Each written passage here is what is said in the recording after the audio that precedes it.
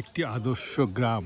গ্রাম বলতে যা বোঝায় মাঠ ভর্তি ফসল, নদী, বিল, জলাশয় সবগুলোর সমন্বয় যে আদর্শ গ্রাম, সেই আদর্শ গ্রামেরই একটি গ্রাম যার নাম বুইসেতলা, চুয়াডাঙ্গা জেলার কার্পাসডাঙ্গার এই গ্রাম।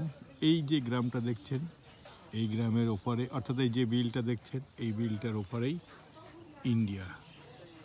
এই যে বিল, নৌকা চলছে, হাঁস খেলছে, অগণিত প্রাকৃতিক সৌন্দর্যের সমাহার।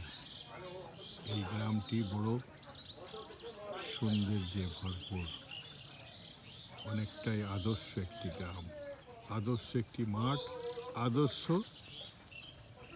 গ্রাম বলতে যা বোঝায়।